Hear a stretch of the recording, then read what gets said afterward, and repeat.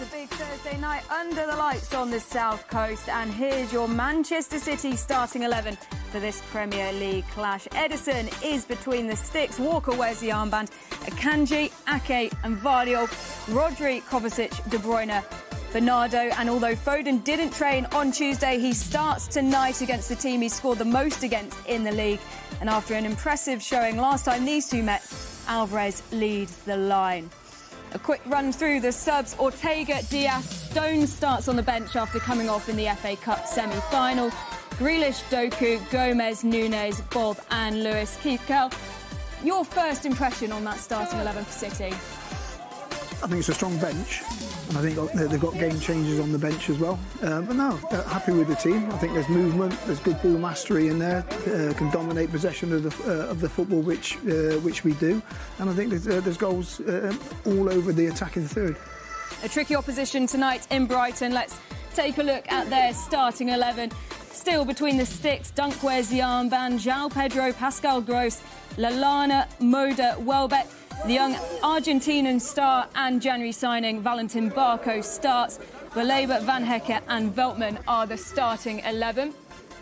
A look on the bench and the substitutes for Brugge: Julio, Webster, Enciso, Adringa, Fati, Buonanotte, Afaya and Mahoney. That is the opposition bench for tonight.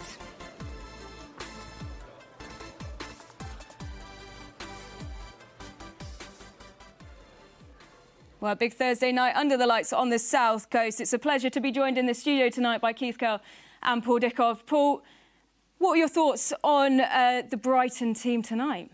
Yeah, well, look, they've had time to prepare for it. You know, they had a free weekend. Team that's not been scoring a lot of goals. You know, the last home game, Arsenal went there and done them 3-0. João Pedro coming back in, you know, who is a real threat, and they've got the experience. Adam Lallana, Lewis Dunk at the back, and we know how Brighton are going to play. You know, they play expansive football. Steele at the back takes a lot of risks, and they're one of these teams that, when it works for them, they're a real good team. You know, good to watch, difficult to play against as well. They like to go man for man without the ball. But when it doesn't quite go right, and it can only be a little thing sometimes, Keith, that it can go right out the window for them. You know, they've took a few beatings and conceded a lot of goals when it's not worked well for them. So they'll have a go at us tonight, there's no doubt about it. But, you know, I say it all the time, if Man City play the way they can play, I'm hoping for a comfortable victory. Any surprises? 3 changes tonight. Is that what you're expecting, Keith? I think there'll be changes from now till the end of the season. I think the pleasing thing is that the squad is settled and got a good understanding of the fundamentals of how the manager Pep wants his team to play. And I think a lot of the focus now, because they know we're getting into the stage now where it's like these are pressure games, and as a manager, which Paul knows well now, you work on fundamentals. You've got to have your fundamentals in place of how you want your team to play and what your key performance indicators are as a team, but then still giving the players that individual freedom to go and express themselves. Because it's one of those, yes, we need to win a game, but we've got to win it as a team. The chase is certainly on, isn't it? Pep has said in the past that he prefers chasing. Do you think the players will feel the same? Yeah, well, they've done it both ways, Melanie, haven't they? Over the last, 5 out of the last 6, they've led from the front. They know the pressure of doing that, and last couple of seasons, you know, they have. You'd like to be 10 points clear, though, wouldn't we? Well, yeah, most definitely. But they do know how to chase teams down, and they don't panic.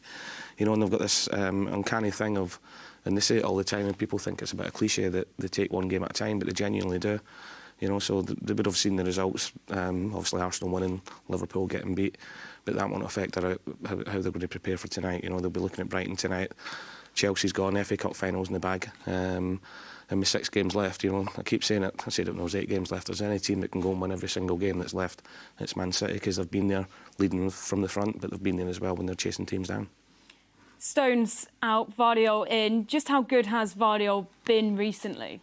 Again, I think he's been seamless, his transition into the team, and I think that's always the sign of, one, a good team and a good football club, but also then of a very good player. You have a look. I was watching his interview now. I still can't believe he's 22 years old. I'm thinking very mature when how he plays the game. Good understanding of his role, and he's somebody that I think will develop more and more and add more to his game And I think there's still a lot, not a lot, but I think there's still improvement in his game. Yeah, I think he's been outstanding.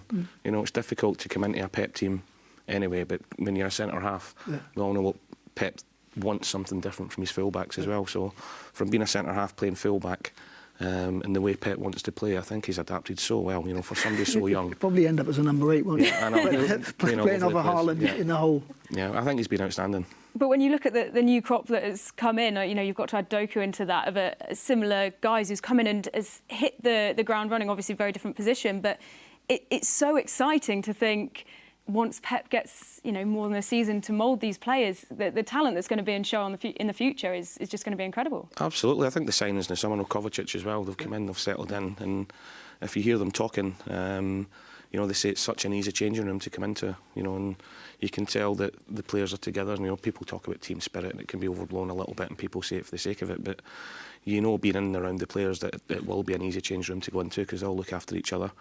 They all know it's a squad thing as well. You know, Keith touching the bench. That bench tonight's absolutely ridiculous. You know, the players that are on there.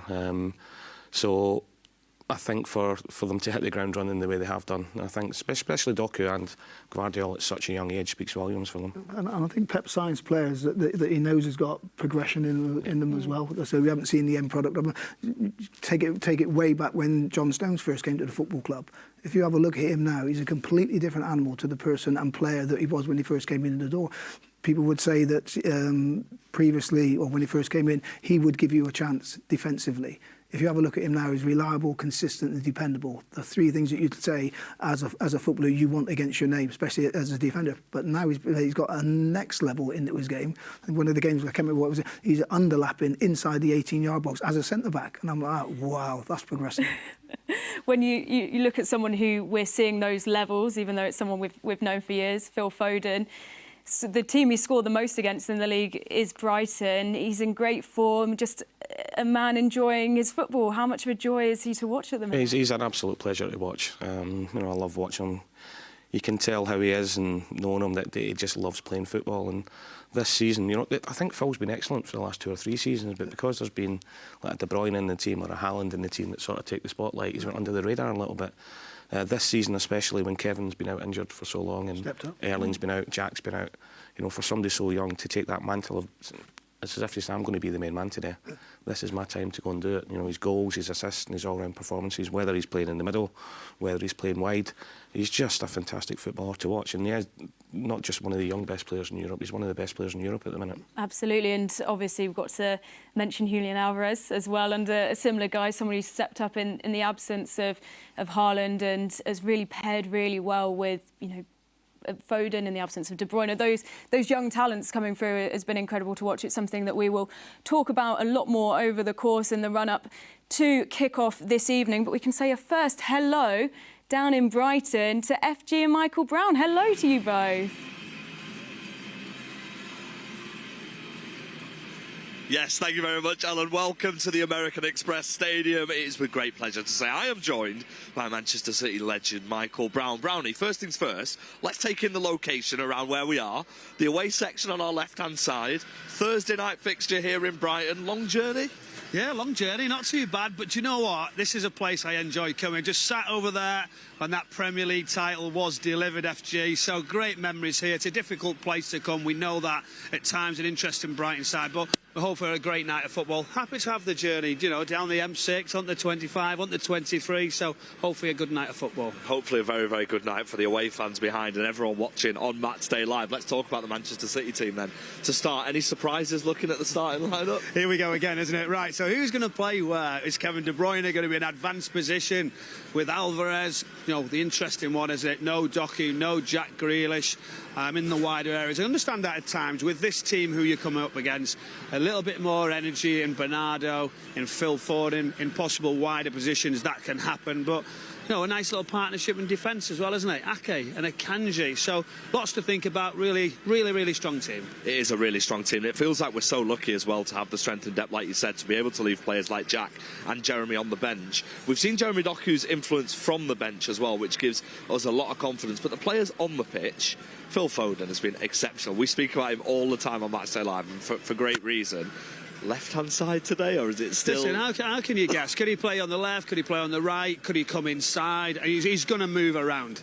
I think that's what's really good now. And against the Brighton side as well, who will move you around? The spaces are going to be there, so you will be drifting inside when you follow other players, and he should get a little bit of room, get turned round, and at that point, really confident. He's progressive in all his things he does, and not only that, now he's getting goals to his game. He is getting goals indeed, and a man who gets goals, gets trophies, has won everything in football. Julian Alvarez is starting in the absence of Erling Haaland. Again, he's a fantastic player, and that's the energy we're talking about as well from Julian, isn't it? Well, it is, and what he does as well is obviously advanced positions. He loves to get his shots away. He's understanding more now of the roles that Pep demands, and what's really good, he sets off the press. So I think that's so important against a Brighton team who will come out, and then from there on, that support of Bernardo, Kevin, Phil Foden can get around him and obviously support wherever possible. Rodri, Kovacic might be the two that'll just hold a little bit. But yeah, no, it's an opportunity now to really play this game with a bit high energy. Does this Brighton team want you to press them, or do you think it's very much because it can be a point of sometimes, like previously, especially under De Zerbi, they like teams that press them because they can help? Well, they do, but they've had so many changes. They're on a real bad run. At Burnley, they didn't play the best. They got fortunate. Muric, that mistake that went under his foot, so they'll be hurting. They've had a big rest. They've had enough time to get on that training ground where the manager knows what he's doing. So yeah, Dunk will want to come out. So straight away, I'll wait for that first one to come, and that's the trigger. And when you watch it, the fans, at first we're thinking, what do we do? Once that player comes out, then it's the next pass. The spaces start to appear. Are they going to be brave enough to do that against City? They're going to try it. But this is where the team now understand the traps. They'll wait for a certain player, wait for a trigger, then jump on down that. But very good in possession, Brighton. They are very good in possession. I mean, it's important to note that we haven't won it in the last 2 seasons, albeit we've been champions every time we arrived here. We are still champions, but just not quite yet this year. We'll talk on the title race a little bit later. Let's look at that Brighton team real quick. Adam Lallana's the one I want to pick out. A man who's had such a sensational career and goes under the radar, but he's still playing at such a high level, isn't he? Yeah, and he understands the game. He won't be phased at any point of it. He'll just step into positions, get on the ball, comfortable whether somebody's around him, top of the pitch. Welbeck, Pedro is a brilliant player, by the way. Whether he's going to play down the left or whether he can get him in an advanced area. The midfield three, there's been a lot of disruption there, so I think that's one area City can target. Young Argentinian coming in at left back, possibly. That could be key. So whether it's going to be Foden, Bernardo, those areas now. So a brilliant game tactically, so much to see for us, and that's what we want, don't we, in the Premier League? We've also got some good views, but we've also got some intel from the studio as well. I got told that presenter Ellen wanted me and you to do our best seagull sounds. I thought Keith Curle was going to do it. Oh, well, I'll tell you what. I heard Keith Curle was going to do it. Keith, are you ready for it? Yeah, I think he'll have a really good one. What do you think, FJ? So how about Keith and Ellen? We're not leaving you out of this, Ellen. Give us your best seagull sounds, will you?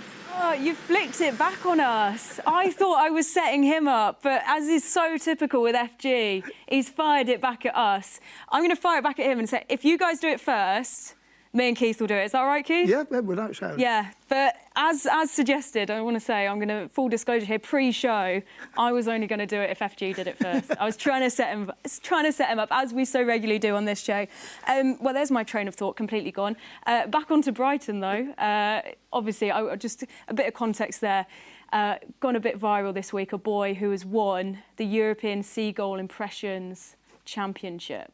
And I thought, with the opposition tonight being the Seagulls, how fitting would it be for our team down on the south coast to try and mimic it? But we will only do it. I want to know how that comes about. How do you know you're good at making a seagull noise? I think he's quite a young kid, and I feel like that's just the kind of thing you do when you're about 7. Is just see a seagull and squawk at it. Yeah. Well, that's the kind of thing I was doing at 7. You guys are already well on your way to incredible careers, whereas I was just looking at seagulls. Right, so 3 changes for Brighton, including the keeper. We mentioned there Adam Lallana, though. 550th career game. That is quite some achievement. Also calls Manchester City the best club in the world. I mean, he's right, isn't he? But just a word on him and the experience that he brings. I think he's a fantastic player. You think he's got 550 appearances, which is a remarkable landmark. But at the same time, he's had so many injuries. Yeah. So how many games? He'd probably touching 650, 700 games if he hadn't. And the injuries have really held him back. I love watching him play. He's great on the ball, great awareness.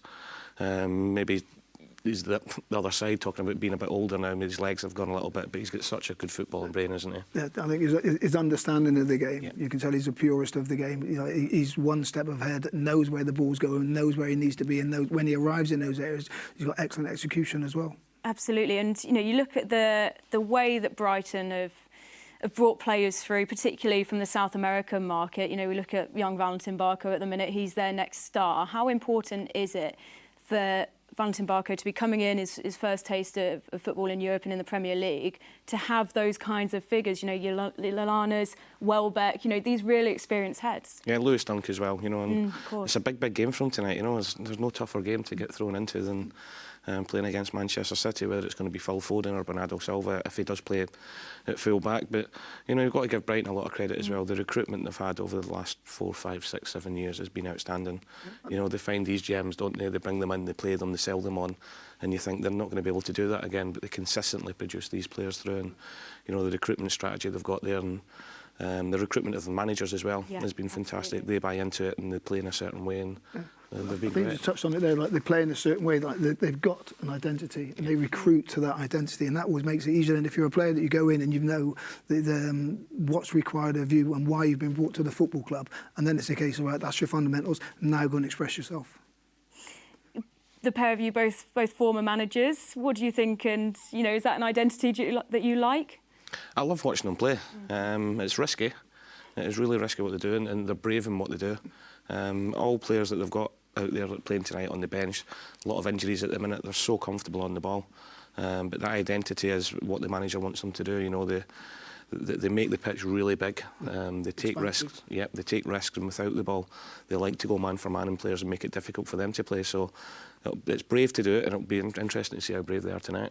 I think that might be one of the, for some of the team selection tonight, why not playing with wide players. So people who's playing full-back or wing-backs for Brighton, they won't have somebody as a direct opposition. They'll be going and playing inside of the pitch, and the movement can cause them problems. And then they might be going to a false defensive position because they can't go and follow their runners. So it might be why we're not playing wide players and we're playing inside forwards, or as you say, like the midfield players playing off of the line, because you're going to dominate possession, and then you're trying to pull people like Lewis Dunk. You want to pull him out of that back line if you can do. They've struggled since the turn of the year. In February, they beat Sheffield United 5-0, but since then have only scored 4 goals. They haven't won in each of their last 4. They have got some significant injuries, though. Ferguson, Matoma, Gilmour, Lamptey, Estupiñán. It's a challenge for them. You know, how much are the results that they've seen recently a reflection of the damage that's been done to their squad through injuries? I think it might even be a case of, like, because I think probably about 2-3 months ago there was a lot of publicity about the manager and his position at the football club, whether he was going to stay, whether he was going to extend his contract, or there might be an interest from somewhere else. And I don't think that helped the football club at that particular time. Whether the manager stays, whether he's committed his future, is down to Brighton and down to the manager. But does it have an effect? Can it have an effect? Yes. The end of the season now, it's about finishing well, finishing strongly, and that will be what every football club will try and have their KPIs, their key performance indicators, and the manager will be stressing to them, this is what I want you to do, and they want to see progression in that as well, as in, like, because then come to the end of the season, there's going to be new players coming in, or do they need new players, or can they progress with the players that they've got? So every opportunity, every game now is an opportunity for Brighton players to impress the manager. It's a weird time of the season where some teams are playing quite a lot, and then you've got teams who are playing not really at all, and Brighton are one of those teams. A few of the players I was speaking to recently have said they actually prefer this churn of games, however intense it is, just to have that consistency. Will it be a challenge for Brighton, having not played in, I think, 12 days? I think probably before the game, they'll be saying about, we've had time, we've had rest, they've had all the other teams, we've been able to work on what we want to do against them. They wouldn't necessarily be able to work on anything because they've played Wednesday, Saturday, they're playing again Thursday, they've got the game on Sunday. So, but as a player, you want to play. You want to play. You'd rather play than train, wouldn't you? Absolutely, absolutely, and it helps if you're winning.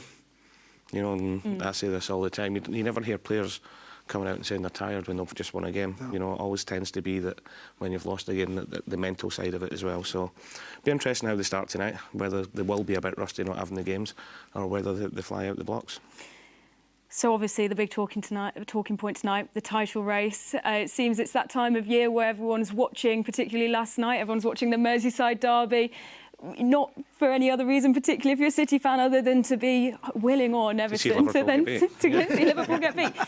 You can see on the screens a closer look at the title race. It seems like a long, long time since we beat Luton Town in our last Premier League game. Arsenal and Liverpool have played 3 times since then.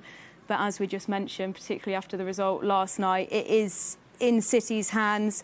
Just looking at the results there, Keith, is there anything that, you know, coming up you want to pinpoint for either City or the other 2 teams as what might be a challenge?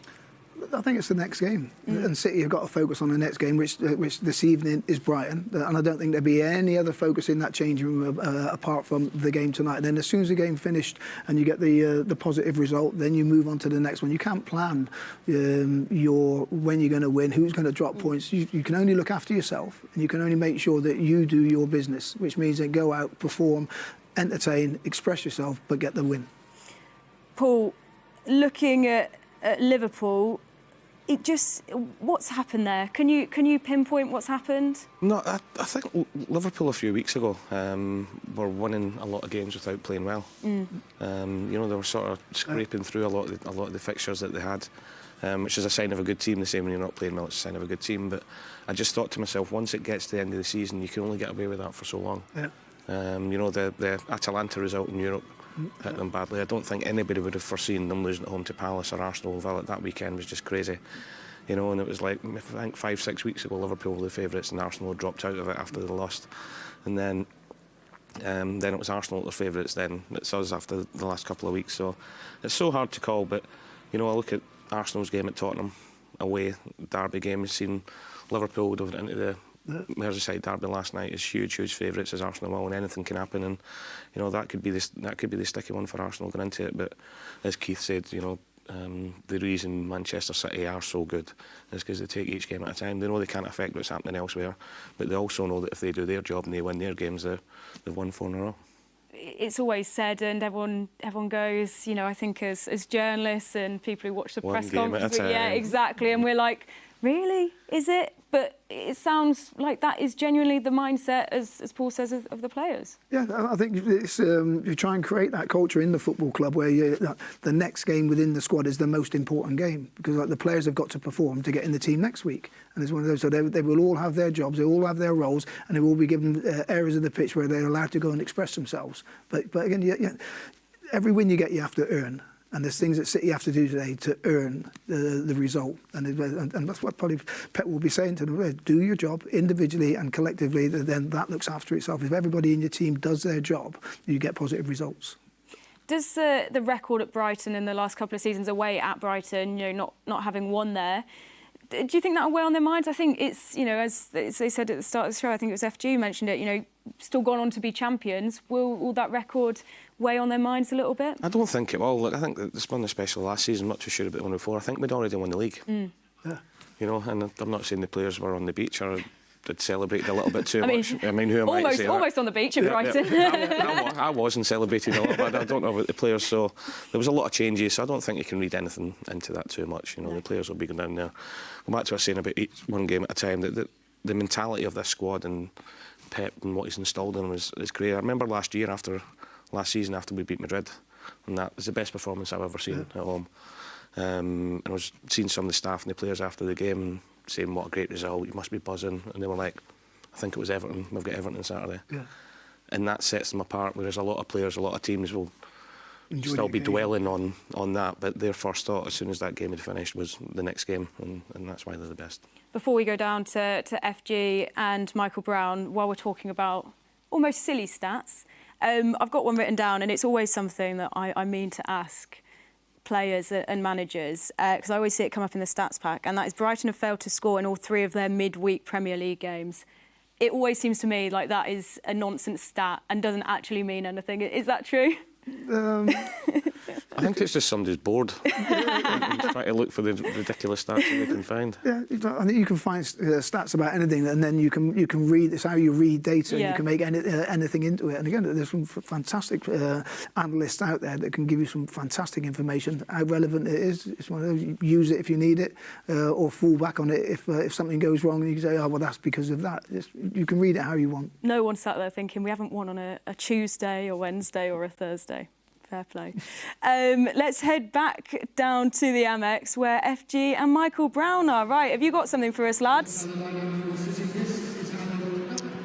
Yes, thank you. Welcome back to the American Express Stadium as the players are starting their warm-up. Now then, Brownie, let's talk about the title race, shall we? 4 points behind, 2 games in hand.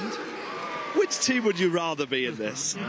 It's so difficult, isn't it? I've been used to it for so long that Manchester City are in every tournament, later stages, Champions League, Cup competitions. It's always a bit of a catch-up, isn't it? These games that you've got to slot in. But this team, they understand the load, they understand this business end to the season that we always look for, the determination now, and they realise they go into that mode going, this is it now, the focus gets real. And generally, City have been brilliant with the return at this time of the season. So let's talk about goal difference, because of course we know all about goal difference in title races. Arsenal's goal difference is 12 goals better than Man City at the moment. How much of a part do you think that could potentially play?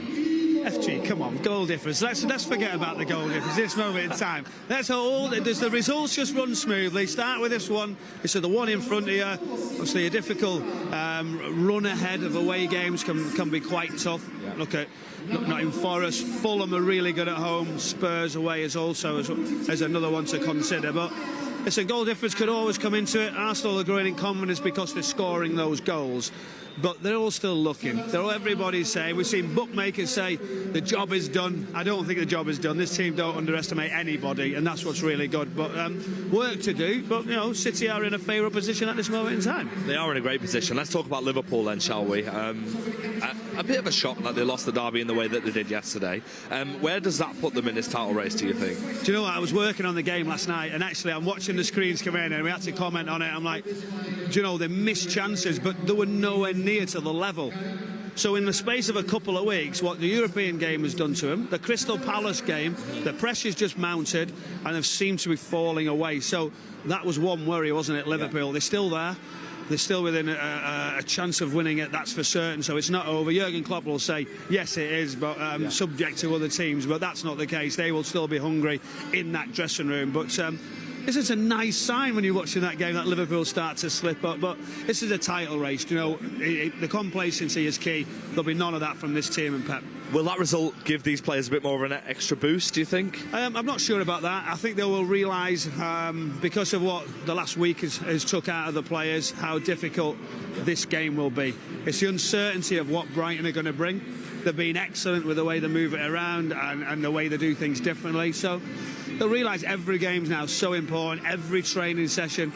The top-up group who doesn't play ready, and that's in the morning, whether they need to go again, because the next 4 or 5 could come straight back in. So it's important times. But you can look at Arsenal as well, can't you? Some of those fixtures, FG, they have to go to Manchester United, the North London derby at the weekend. It's a Spurs side who are hurting. They're inconsistent at the moment in time. They're going for a Champions League position. So key games, it's excellent, isn't it? It's a brilliant run in for people all around the world watching this incredible Premier League yet again. Watching this incredible Premier League yet again, indeed. But how important is the experience of the group of players behind us, like you said, in being in this situation? 3 in a row now, on potentially, if they win this, there will be a record 4 in a row in the English Premier League.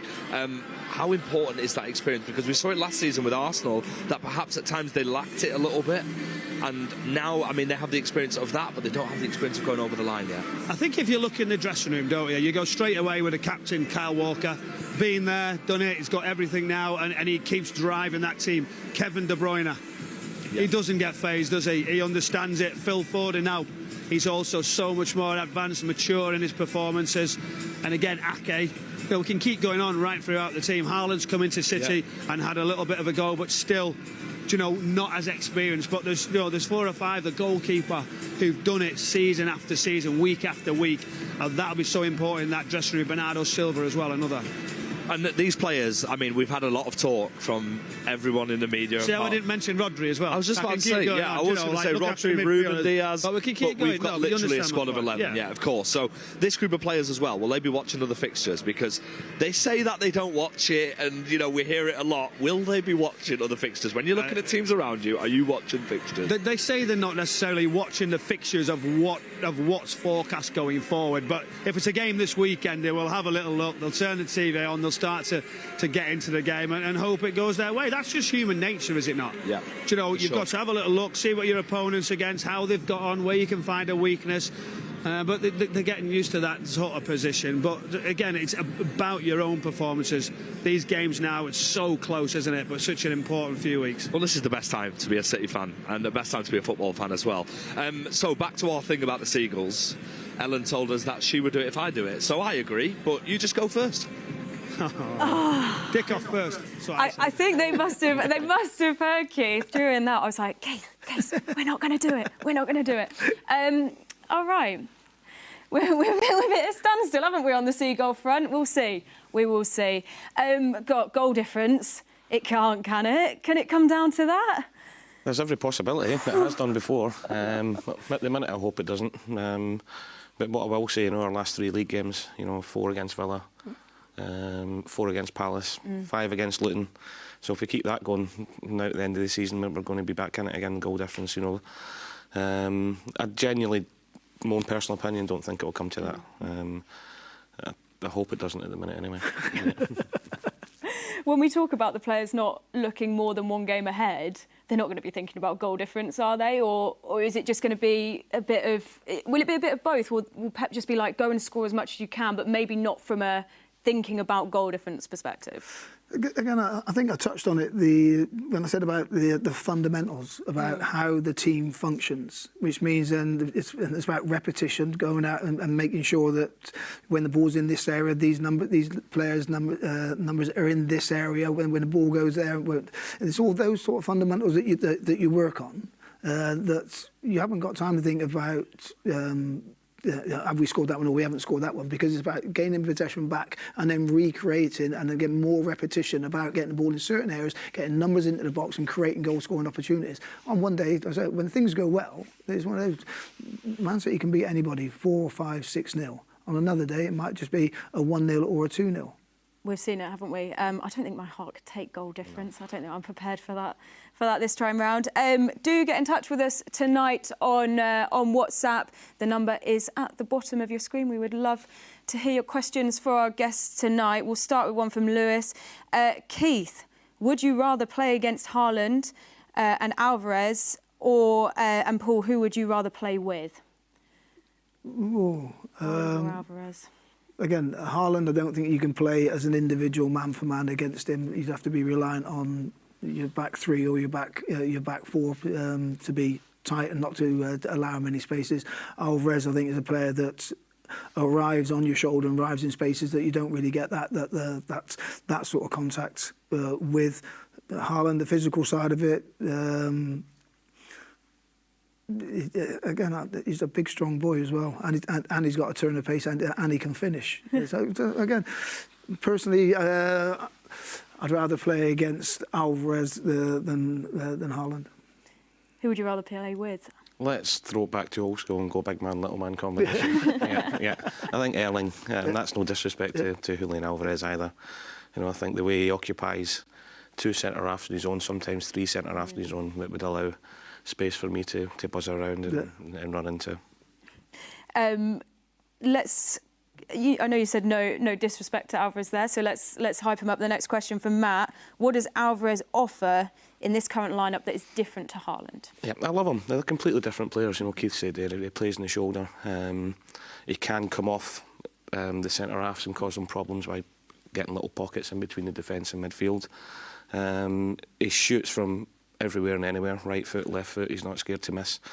And the most important thing, I think, for Pep is, without the ball, he starts the press. His work rate is absolutely phenomenal. I think his attitude, his mentality, because he doesn't always start You never see him with his bottom lip hanging out, you know, and if it's off the bench or if he's in the starting lineup, he always produces, whether it's goals or assists, and influences the team, you know, and he's an absolute hero. I was out in Argentina a couple of months ago, and everywhere, I was expecting to be more Messi, honestly, than Alvarez, but Alvarez was everywhere. So at such a young age, I think his mentality for how big a superstar he is, because he is, I don't think we quite get that here in this country, you know, and he's won absolutely everything at such a young age, and I say he influences the game every single time he's on the pitch. Yeah. And I think he's added to his game as well the ability to play off of a Haaland as well. In a couple of games when he played earlier on in the season before Haaland got injured, he was playing, dropping deep and finding spaces, which is something that he can play as a lone striker as well. And being like, sometimes, when your team's in possession with it, all you got to do is occupy two centre-backs, which means don't get marked, go and play in between them,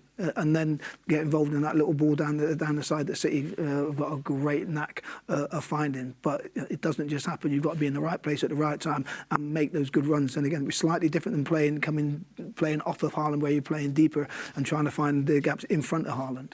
The Argentinian fans credit him for winning the World Cup as much as Messi. Yeah.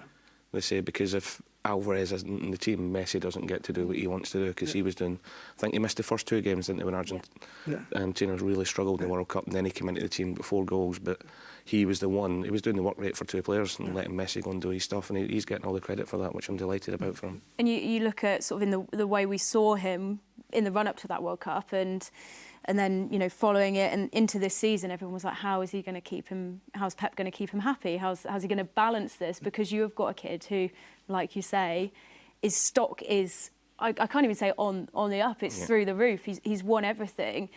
And like you say, Pep has found this way to fit him in and play him.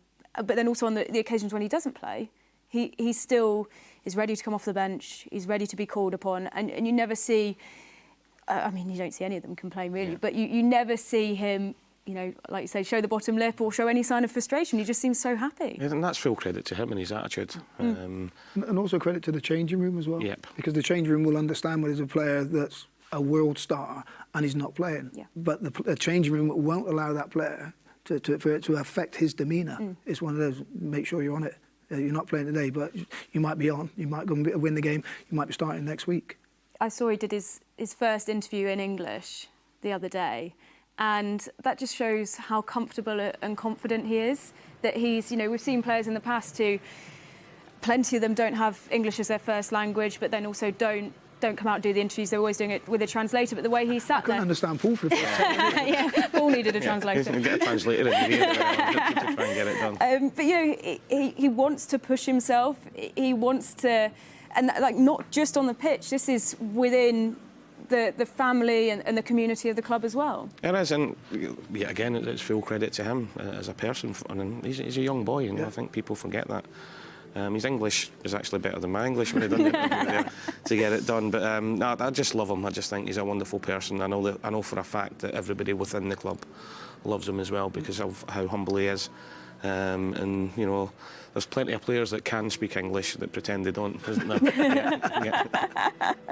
A few more questions. Let's go to someone who is another one who's come into the squad and shone in Oscar Bob. Really made a great impression this season. It's a message from a fan in Norway. What do you think Oscar Bob can achieve in the next few seasons? More starts. That's got to be his main aim. I don't know off the top of my head now exactly how many games he started next year, but his progression will be adding to the number of starts. So if year on year he's adding to his starts, then he's got a progression in his career. Once he feels that he's not getting the starts, then it might be a time to say, right, well, now I need another opportunity. Got to look at that moment once again. Amazing. Incredible, isn't it? It is, for somebody so young, but he's so natural in his technical ability and what he does, you know, and he's really good in tight areas. He's got quick feet. He's learning. He's got really good awareness. You watch him before he gets the ball. He's always checking his shoulder. Yeah. He's always got an appreciation of where he is in the pitch and where his teammates are on the pitch. And you know, and I can only say, Keith, I can only see him being more and more involved from now to the end of the season and going into next season as well, because he's a wonderful talent. This is a moment that could be title defining. Yeah. You could look back on that, and you know, he's come through and has been the star in that. How important is it having, you know, the likes of Foden, seeing players who have come through, you know, even Rico Lewis to some extent, come through and made their mark and are getting those regular starts? How important will that be for him? It will be, and look, Phil's he's a shining light for all the academy kids, not just like Oscar Bob, Rico Lewis, Mika Hamilton, all the ones that have been involved this year, but even the ones below that. You know, Phil's a leader for them. They look at Phil, they look at his progression, they look how, talking about spitting his dummy out, he never done that when this ridiculous clamour was for him to go on loan. He stayed where he was. He learned off the players around him, and now he's the one that likes of Oscar, Rico, Mika Hamilton, and the younger ones coming through now. They're looking at Phil and saying that we've got a real chance here. Now with Oscar being the next one coming in, I remember when Mika Hamilton made his debut in Belgrade. So good. Yeah, we were out there in the academy, had the game in the afternoon, and we're speaking to Brian Barry Murphy after it, and he said, even for Micah to be in the squad tonight, it's gave his squad the biggest buzz ever, because it shows them that there is a route into the first team. There's a pathway, at the best club in the world. He said, and it just lifts the whole academy when they see these younger players go in, not just go in, but staying in the squad as well. Because you don't get that everywhere. No, you don't. You don't. And Pep's always shown that he's willing to give these kids a chance. And you know, the scary thing is, you know, in the 16s, the 18s, and the 21s now, there's a lot more coming through as well. Strangely enough, when I turned up tonight, I think it was the 16s or the 18s were out training, so I had 10 minutes. So I sat there and watched them, and it was refreshing to watch and listen. I was sat in my car, so I was able to listen. And the coach was on about repetition, repetition, repetition. And it's one of the thing that impressed me was when the coach was speaking, the players were attentive. As well as they were listening to every word that he said. And so, not every single passing drill went well and went right, but again, they were encouraged to express themselves, and again, repetition, repetition, as well as good habits. Yeah. As a young professional, you've got to pick up good habits, and then that will take you and set you on the pathway, then you've got a chance. And great management as well. Two former managers in the studio with us today. Time to look back at, or look forward to, the two managers taking charge tonight, Pep Guardiola and Roberto De Zerbi. This is going to be a tactical masterclass from these two, isn't it? It has been. You know, I think Pep's openly come out with his admiration for De Zerbi and how he sets up his teams, how brave he is. I remember when he first came to the country, not a lot of people here had really heard of him and were wondering what he's like. And I think Pep was one of the first managers to come up and say that he's going to be fantastic for the Premier League. The way he sets his teams up, the confidence he gives his teams as well. And there's a reason why there's a lot of rumours about him going to other clubs. A lot, no disrespect to Brighton, but a lot of big clubs in Europe at the minute, because his reputation is really, really high for how he sets up his team, how he gets his players playing individually, but more importantly as a team. We've spoken about the stock of players, Keith. His stock as a manager is incredibly high. Yeah, definitely. Strange enough, I watched a documentary on him about his progression into coaching, into management, and some of his managerial decisions of when he's left teams, when he's the teams that he's chosen to go to. I think personally, I like the fact that he's brave enough to, out of possession, to go man for man, which is good, and you have to have trust and belief in your players, but also that means that's time spent on the training ground, and you have to instill that into your players, because it's easy to say, oh, right, we're going man for man. There's more to it than just saying, well, that's my man, because it's one of those that follow him everywhere. It's that game understanding, and you need time on the training ground, and you can tell he is a coach, but he's a coach that demands. And he doesn't accept people saying, well, I didn't understand. It's one of those, well, we will go and spend more time on that training ground because you will do what I need you to do. But the basis of it is to make you a better player. Are these games, I know it was said when he came up against Liverpool, but are these games auditions kind of for him going forward? Well, I see it as a challenge. And again, no matter what happens to the result, any team that gets beat by Man City is not a disgrace, but you won't want to be disgraced, as in, so, every manager, you have to accept that sometimes you're going to get beat, but you don't want to get rolled over, and that will be the thing today. He will say, right, this is my identity, this is how I want my team to play, and he will be putting demands on his team. No matter what the result is, he will be expecting his team to perform how he wants them to perform. Does he remind you of Pep? What similarities do you see there? Yeah, a little bit. I think the players love him as well. You know, and what he does do, he takes the pressure off players. Obviously, look, he's not happy if it doesn't work. But he's very quickly, and I've seen some interviews when they've lost games, he's very quickly to come out and say, this is how I set up the team. You know, he's not blaming the players for the performance or a lack of effort or not carrying out what they wanted to do in the training ground. he takes all the pressure himself and takes the blame himself, and players really appreciate that. You know, he doesn't dig anybody out. He is someone that sets his team up how to play. He's very focused now. He wants to do it, and if it doesn't come off, he'll take the responsibility for that and not put it in the players. That might be where I went wrong as a manager. Yeah. I always blame the players. Yeah. You mentioned it just then, Paul, but we can take a look at what Pep Guardiola said about the opposition manager in his press conference yesterday. The more that you face him, does it get easier or does it get harder the more you know each other? Admiration is growing up every season, so they had a lot of problems. Important players was sold and like Curle, like McAllister, Caicedo, so they're really important players for us. They have a lot of injuries. They play through competitions, but the way they play always is there. So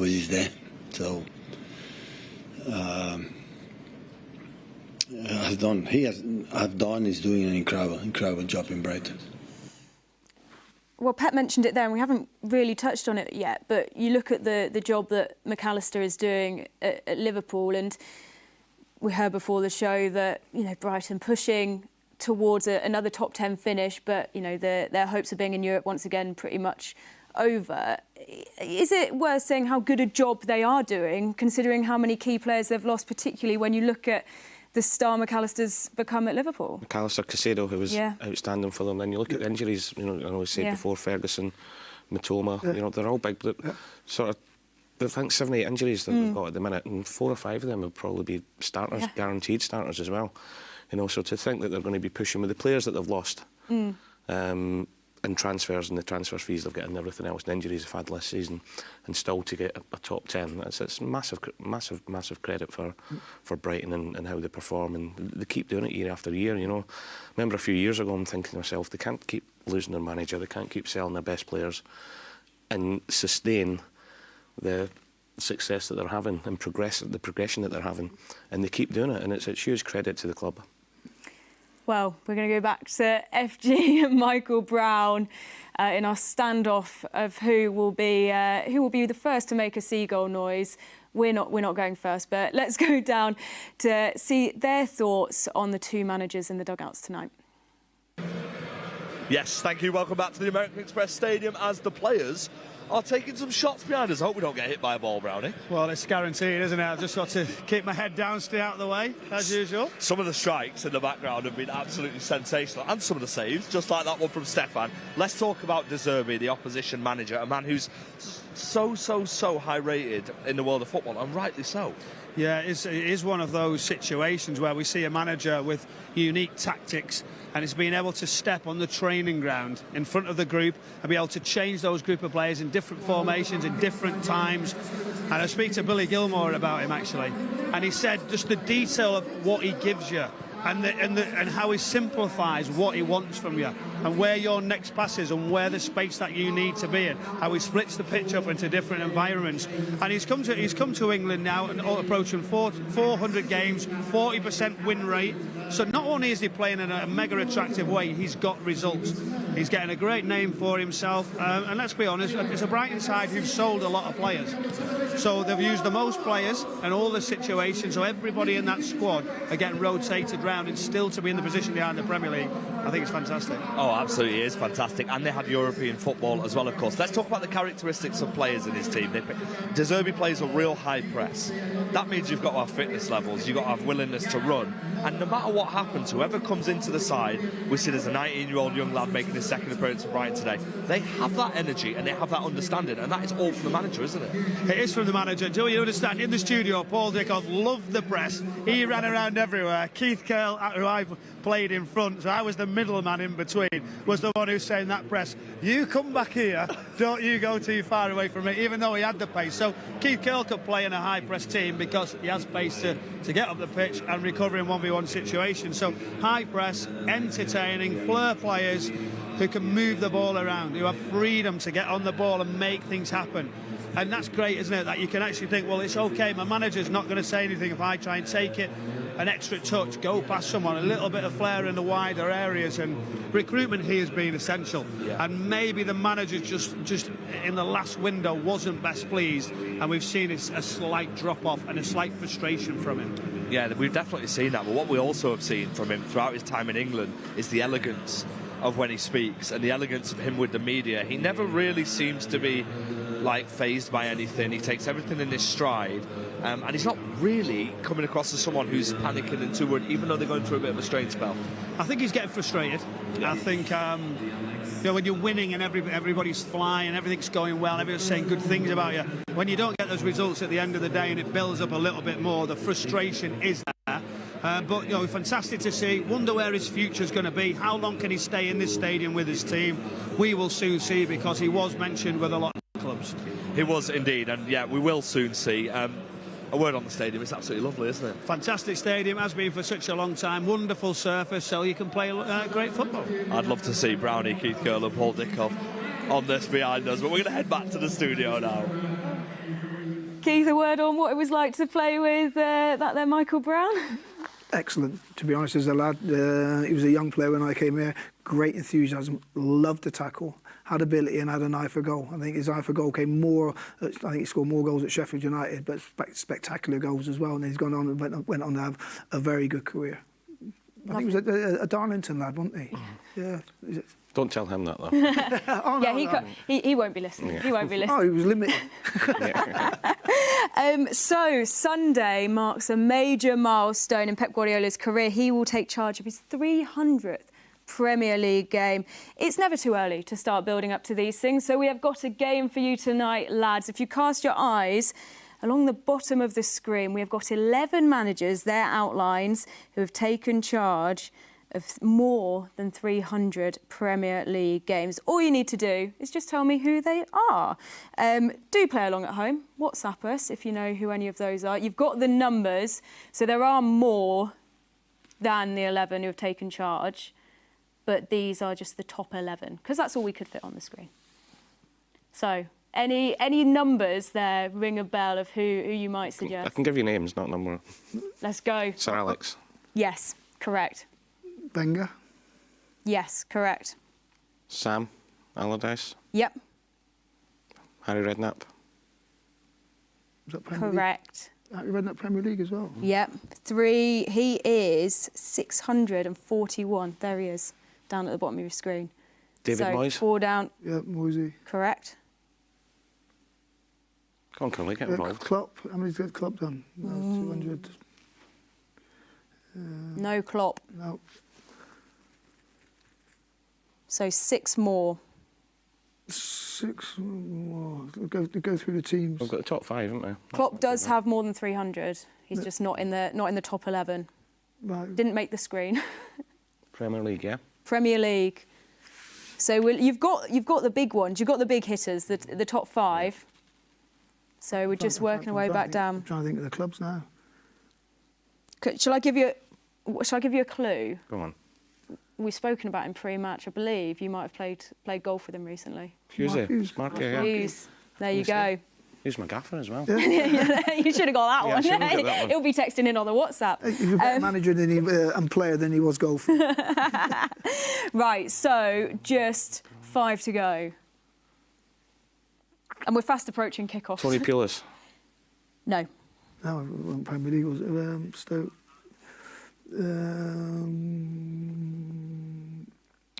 Arsenal, top. We'll give you one more guess, and then we're going to roll on. Well, go on. Oh. What we'll do is we'll save that for half time. It's a good game. Maybe we can get on. Yeah. We can get on safari. Yeah, no cheating. I'll be watching you.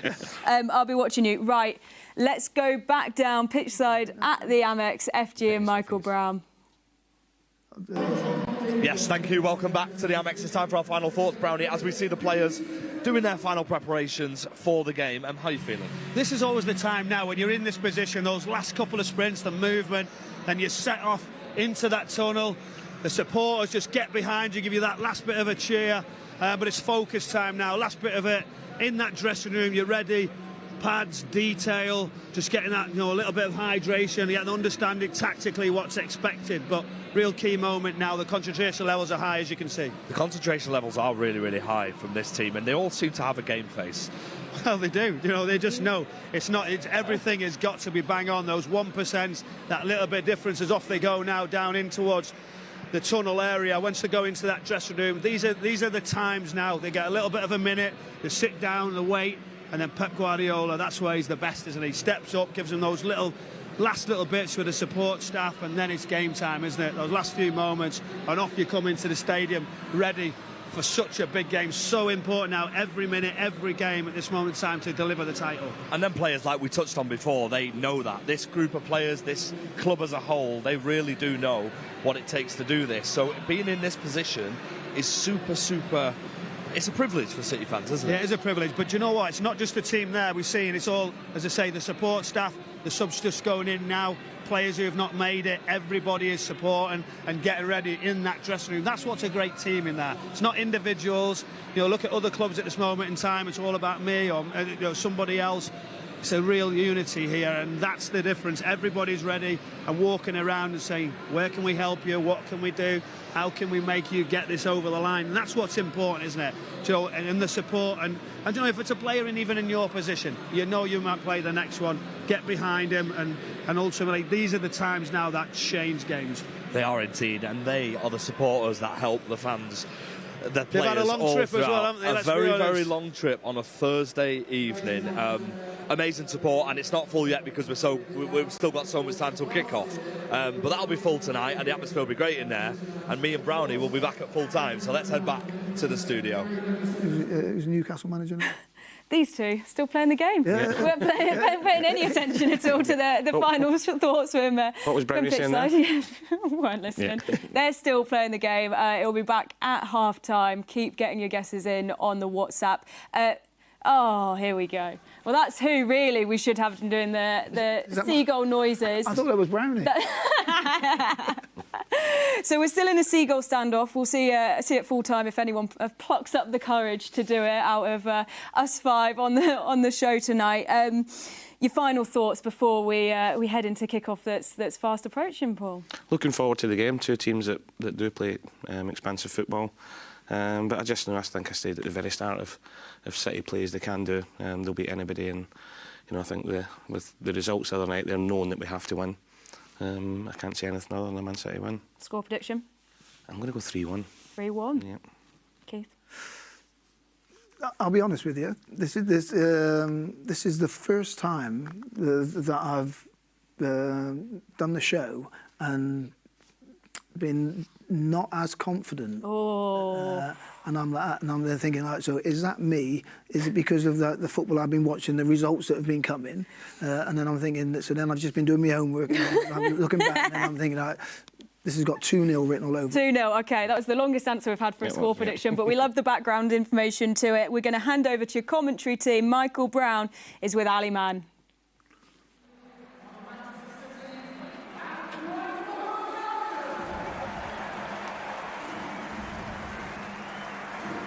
Well, thank you, Ellen. Welcome to a chilly, damp Amex Stadium.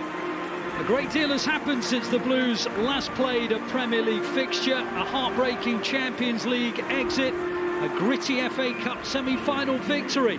Arsenal and Liverpool have both played 3 times in the league since to depose City's leadership of the division that they grabbed by beating Luton Town 5-1 12 days ago. Indeed, the Blues start here at Brighton, sitting in 3rd, but well aware that their title destiny resides in their control. Win their remaining 6 matches and they will be the champions for an unprecedented 4th year in a row. First things first, though, they must win here at the Amex, at a ground where only 2 opponents have emerged victorious so far this season. Well, there is a reality that the home side are currently in a bit of a slump with just 1 win in their last 7 games.